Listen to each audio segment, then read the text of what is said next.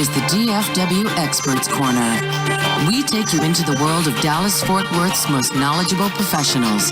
From legal to health, from home improvement to financial, we cover it all. Now, here's your host, Kevin Ebelin.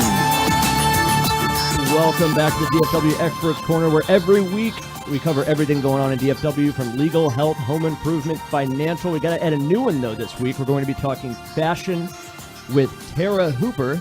You may know her as an image consultant, hairstylist, makeup artist, many more. Founder of TheStyleSignature.com. Thank you, Tara, so much for being here on the Expert Show. Hey, it's my pleasure being part of DFW's Expert Corner. Thanks for having me. And this is your first time here, so you are completely new to our audience, our listeners, our viewers. So before we get too in-depth with everything you got going on with the Style Signature, tell us a little how you got involved in this trade and in this business, how long you've been doing it, just how it all got started. Tell us your story. Oh my gosh, how long do you guys have now? So I actually started out as a full-service hairdresser and makeup artist in Southern California. I had a salon there. And after, hundreds of women and just lots of time behind the chair hearing how beautiful they looked from the neck up. Right.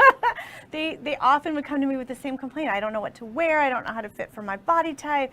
I just don't know what looks great on me. And I got some time to take off when I had my children. Took a break for 3 years, moved to Southern Alabama. So literally went from Southern California to Southern Alabama. Huge transition. A little bit of a difference there. Yeah, huge difference. And believe it or not, after baby number 2, I decided I need to get back in shape, get healthy, take care of myself. And I decided I'm going to compete for Mrs. Alabama. Oh, wow. I had competed in pageantry in California, done really well. And I thought, I'm going to throw my hat in the ring. Sure, why not? And I swear this story is going somewhere. And no, you're on a good track so far. The first time I competed in Mrs. Alabama America. So pageants are broken up in systems like Miss America, Miss USA. Well, this is Mrs., sure. So MRS. Oh, okay. Mrs. Alabama America, and I got spanked. Like they were like, who is this Southern California girl coming in here? So, not what you were expecting. Not what I was expecting. I wasn't what they were expecting, and I certainly had a huge learning curve. So I got some coaching, went back, and I said, okay, I'm going to compete for Mrs. Alabama United States. So the Mrs. version of like the USA pageant. Gotcha. The big one. The big one. And I won.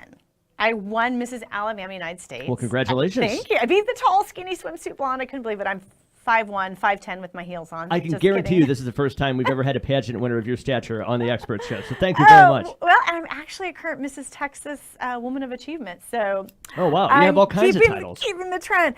Anyway, when I won Mrs. Alabama, I had this opportunity to do a lot of public speaking, coaching, and training with other women. Got around a lot of professional people. And I thought, I don't want to go back to the salon. I want to evolve and do something a little deeper and stronger with my work. And so, sure, maybe something a little more meaningful to trust your me, vision. Clients love their hairdresser, but I just thought I want to dig deeper. I want to take what those concerns were with my clients and go deeper. So I attended the London Image Institute, became certified as an image consultant and professional development specialist. Now, just out of curiosity, can you give us the broad strokes on kind of just what exactly an image consultant is for the layman's like me? Okay, so I love that question because I know people go, well, what is an image consultant? Yeah. Really, I help coach and consult you in almost every way that you show up. So I break it down in your ABCs. Do you know your ABCs? It's your appearance, your behavior, your demeanor, right? How you're approaching and engaging people, and then your actual communication, like the words that you're crafting and are coming out of your mouth. Those are the kind of skills that I work with. And in today's society where we're so digitally focused, right, doing this right. And everything is hashtags and emojis and we have this whole new realm of communication that our in-person communication is really lacking. And you can do that through the way you show up, hair, makeup, wardrobing, those sort of things. Your actual behavior, your body language, and the words that you speak. Gotcha. So that was a perfect explanation. Okay, so great. Thank you. Even though I did derail your origin story a little bit, I'll get you back on track. That's okay. So, I decided to go to the London Image Institute, became certified, and then I did a soft launch in Alabama knowing I was moving to the DFW area. The Style Signature was born. And then when I moved to Dallas, I did a hard launch and said, okay, I'm going full board with this. And I've enjoyed every minute of it. And I just love, I love helping people, especially women, with their confidence. So sure. I also kind of coined the name of confidence coach. I figure if anyone has confidence, it's someone who can walk in a bikini and 6-inch stilettos on a stage. Oh, absolutely. That's what everybody wants, that kind of confidence. So as a prospective client, what kind of experience can I expect when I walk through your door? So a very authentic, very real one. I know a lot of people when they come to, they go, "Oh, you're going to change me. I don't Maybe want something I'm not." That kind of thing. Exactly. And what I really pride myself on is that what I want to do is make you the best version of yourself. So I really pride myself on getting to know you and going, what is it that you need to get out of working with me? Right. What does your job entail? What is your goals in life? How do you need to function in those jobs? So that's the approach that I go with it, not just what's fashionable. Of course, I want you to stay current and on trend, and I don't want people. We all want to stay current, right? We want you to still feel hip and in and all that. Sure. But that looks different. That looks different at age 20, 30, 40, 50, and up, and it also looks different depending on your profession. So you're also kind of navigating these people in a way that's not just current and trendy, but what coordinates with what's trendy for them, like how that works for them. Not necessarily, someone who's in their 40s isn't going to necessarily want to wear what's trendy for a 20-year-old. Exactly, and that's actually one of the complaints I get. They're like, "Well, I'm in my 40s and I don't want to look like I did. I just can't pull that off. You don't I'm want not to look like an old comfortable." hipster or something. Right? Yeah. You're like, no, that doesn't work. So I really pride myself in really understanding, your goals, your values, how you want to be perceived, how you want to be addressed.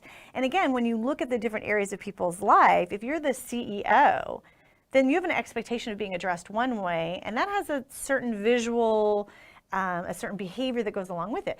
If you're the social media guy or the IT guy, that has a different way of being addressed and has a little bit more of maybe a casual feel and a techie talk, and they're going to look a lot different than the CEO as Sure. expected. So I frame working with you based on what you need to look like and perform the best version of yourself. And when it comes to confidence coaching, just out of curiosity, do you work with men as well? I do. It's so funny because that's what guys will ask. Well, I notice a lot of your stuff is geared towards women.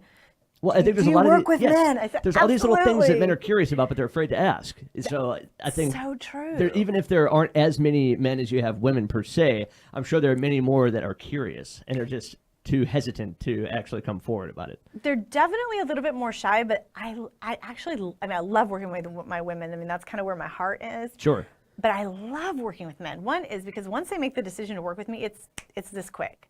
And they are the greatest students. They're like, okay, I'm going to do this. I'm going to get it done. I'm going to do it just like, they're so coachable because they're Right. ready to get your advice. And they understand the value that's being brought to the table, and they just implement it right away without without as much maybe internal emotion going on that goes on with women. So gentlemen, hire me. I'd love to work with you. And in some ways, it's almost even more fulfilling when you work with men just because there aren't quite as many. Yeah, and it keeps it different, and their perspective is different. When I learn about the needs of, men are all about authority and respect and performance, right? Right. So their adjectives or And their keeping needs. things internal. Yeah, exactly. Like Everybody wants to be like Gary Cooper, the strong silent type. Exactly, and they want to be seen, as these, success. That's Sure. I always say sex or success. That's kind of what does it for men, Those right? are two driving forces, exactly. most certainly. It's pretty easy. Yeah. And for women, there's just this gigantic bubble of stuff. So sometimes it's nice to work with men because it's just a little bit more streamlined and not as emotional.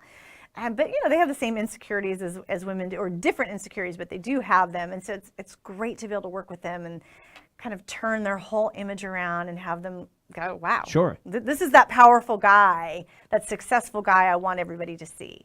And they've received from what you're telling me, really custom experience. I don't know that I've ever heard of this kind of work before. Are there others who are doing anything similar? Or, did you kind of blaze the trail for this whole concept? I wish I could say I was a trailblazer. I have been coached and mentored by amazing, amazing people in our field. I think what it is we just don't have the conversation. And it's so funny, on the way here, I was talking to my mom, and my dad ran for a political candidacy in Oregon, which he won. He's a county commissioner. Well, now his campaign manager is working with another client, and she asked me, she said, how would you approach speaking to her, this new candidate, about her image? Like, how do you tell someone, hey, girl, you need some work? you need some work. That's not the most Right? comfortable subject to approach. Yeah. It's a difficult conversation to say, if you only did this, or if you only knew this, your productivity and the way that people see you would shift. And so I really explained to her, I said, really talk to her about her personal brand, and it's the brand of the candidacy role that she's going for. It's not about her personally. It's about the role that she wants to take within this level of government, how Right. she wants to be approached and be seen and be addressed, and the kind of image that speaks to her potential voters. And I said, I think if you frame it that way, it doesn't come off so personal. Definitely. And that's why you probably don't hear about us as much. Like I had a client, she's like, I want to refer to people to you, but I'm You don't kind wanna of insult them, embarrassed. yeah. Like she's like, I'm embarrassed that I didn't know what I didn't know. And so I get it. It's very personal. And So for lack of a better term, it's almost kind of a tough love type thing where, they don't want to hear it, but once they do, and once they're feeling better about themselves and you've given them this newfound confidence, they're thankful in the end. It's not like they're saying, oh, I'm still pissed off about that comment. Somebody said, maybe I need, no, everyone I think is very happy with the result, I would assume. Oh, absolutely. I mean, that's my testimonials speak for themselves, but they're like, gosh, it's the first time I had a gentleman client. He's like, guys, the first time in ages I felt this confident in a transaction with a client. I have women who go, oh my gosh, I went for the interview and I nailed it. Yep. I felt so great walking in. So my client experiences speak for themselves, that they're like, I felt more confident, or I got that job promotion, or, it's just the first time in a long time I have felt sexy or liked what I saw in the mirror. That's some powerful sauce there. Definitely. Like if you could have a dose of that every day in your coffee, that confidence Yeah. boost, think about what you could do with That's that. the power everybody wants. Exactly. So that's what I help people with. That's what I help them navigate. So that's why I kind of coined the whole confidence coach. And it's really about having profitable presence, because people typically want to work with me because they want more productivity, more profitability. They want to be, seen as a leader in their business or the kind of work that they do, and that all leads to a higher bottom line. And is it purely aesthetic, or do you work with, lifestyle and mindset, that kind of stuff as well? Does that play into it at all? I do touch on it a lot, or somewhat. I don't call myself a lifestyle coach, and appearance is one component. So like I talked about, you can't just show up looking the part and then behave like a buffoon. Right. That's going to be a problem. That's exactly what I was getting to. Yeah. So you have to still deliver the goods, right? I mean, you still have to speak your game, walk in an air of confidence, be able to deliver great service at a competitive price. But not let it turn you into a tool. Exactly. Like I would be genuinely worried about that. right. Like what I say is, it's how are you making the other person feel? That's what the behavior and the communication part is. Like the appearance is that first impression, like, ooh, wow, they look spot on, right? Right. They look like what I think they are. Yes. The behavior and the communication part is, how am I making you feel sitting here with this engagement? And that could be a client engagement where you're trying to get their business. It could be the interview with the boss. So that is where it spreads out to, how am I making you feel so that we can make a connection, I can get the job I'm looking for, or you want to buy my product or service. So without the other two elements, the appearance goes out the window. The Right. same thing is, you could be great at all the rest, but you'll have an obstacle if people's first impression of you is like, that doesn't, there's a disconnect. Yes. Like my best compliment is when people go, when I say I'm an image consultant, they go, oh, that makes sense. Yeah, you're exactly what I expected. Exactly. So, I can see where it would affect you personally and professionally, kind of, if this confidence that you have is throwing people off in your life, your personal life, your professional life, the way that you're being perceived as of your new self-image, that could definitely have the opposite effect is what you want if you don't touch on that lifestyle mindset territory. Absolutely, because I always say you still have to drink the Kool-Aid. Like you have to believe it internally that. Because people can tell that. I mean, Right. personally and professionally. You see it in business all the time. A guy that you met and you just didn't like his style. It seemed like a used car salesman maybe or something. Yeah, and you're like, oh, like, Yeah. what's that? Yeah, He's right. confident, but it's the wrong kind of confidence. It's the off-putting kind. And there's a difference between being confident and believing in yourself and being, cocky and arrogant Pompous and pushy. conceited. And, yeah. I don't teach that.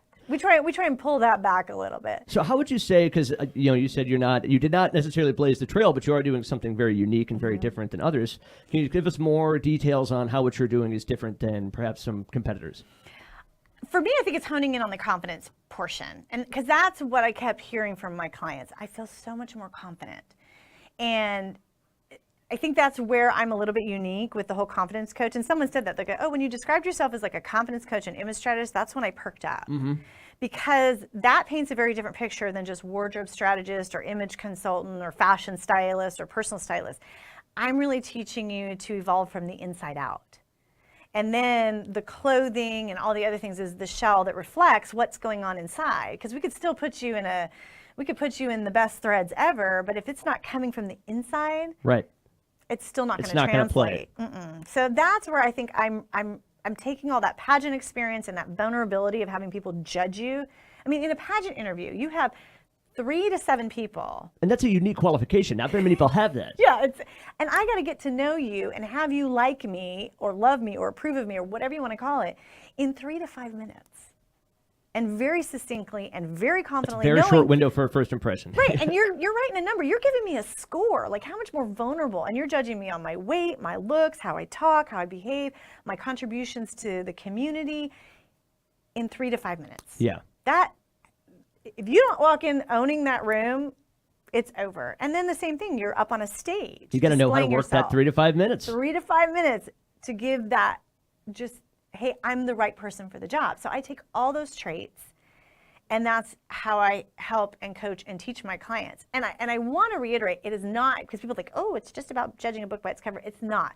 You still have to deliver the goods. And Yes. It is all about how you're making other people around you feel. If you don't have that, and you only have the appearance, then you're missing what I'm talking about. Then everything else is meaningless, pretty much. There's exactly. no point to it.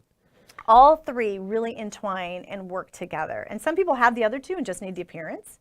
And then some people, need just one component or the other, but they all 3 have to be entwined as part of your whole persona. They're very symbiotic, that whole trifecta there. Tara Hooper is my guest with TheStyleSignature.com. And in our last few minutes, I would like to know, just because we haven't gone into the fashion topic too much, that's not a topic we cover that often on the show, so I want to take advantage of it. Can you tell us what kind of fashion trends you're seeing in 2017 so far? Well, right now I'm seeing a lot of kind of that boho chic, which... Okay, you're going to have to explain that one a little more. Okay, for you really tall, skinny girls that can wear anything, it's beautiful because it drapes gorgeously. For us little shorties, it's a little tougher.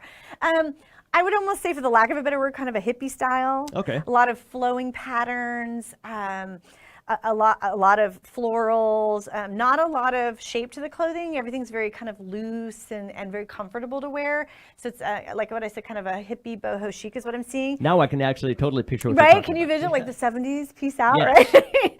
And I'm seeing a trend now. They're bringing back this really beautiful kind of Merlot wine color back again. And so I think that's going to be a really pretty color for fall. I think suedes are going to be really big. I just bought this gorgeous suede kind of wine Merlot dress, and it's absolutely off the chart gorgeous, but it has kind of that 70s flair. It has like the drop waist with the side belt, which was kind of big in the 70s. Yes. So I'm kind of seeing a little bit of that Little trend going on. Woodstockish. Yeah, a little Woodstockish, but with a modern trend and some modern fabric. So that's kind of what I'm seeing. And I always ask my clients this, because I don't do a ton of only fashion or trend. I always say, how does it make you feel? When you slip on that boho chic outfit or that suede whatever, or that leather, or just your jeans and a tank top, how does it make you feel? Or that business suit, like that's what it's all about. That's what your clothing should do. It should invoke an energy and a feeling and a confidence, no matter if it's jeans and a t-shirt or yoga wear, athletic wear. You got to be able to own it. Yeah. What about patterns? Anything there that's particularly exciting this year, like florals or something? Well, I'm seeing a lot of florals within this boho chic feel. And then what I always teach my clients is, if they're a little overwhelmed or not sure about patterns, the best way to choose them, regardless of the scale and size, is to mimic what's going on in their own body. So if you're a really small, petite person with small eyes and a little button nose, excuse me, then I would go smaller patterns that kind of match that. Not huge, loud. Right, like if you're a bigger, taller woman, maybe larger bone, maybe you could handle a bigger floral print or bigger geometric. So the scale of the pattern should be the reflective of the scale of the individual. No, that makes perfect sense. All right, well, we are just about out of time, but I want to thank you so much for coming in. It was great having you here. Tara Hooper, TheStyleSignature.com is the website. That's TheStyleSignature.com. I have one more thing to add. Please do. Okay, because I have this, ladies, for those of you, and it's a special market, for those of you who don't like having panty lines, I have this wonderful strapless panty. Oh, we should have spent more time on that. I'm going to leave you with that. I forgot about that until the very end. Yep, That's a touch shame. base with me about my strapless panty. You guys will not regret it. Gets rid of the panty lines and that little bit of hip fat when you wear a maxi dress. It's a fantastic piece to your wardrobe. All right, well, we will have more on strapless panties next week. Well, probably not, but hopefully we will have you back again. Tara, thank you so much for being here. And that is all the time we have on the DFW Experts Corner. We will see you next week.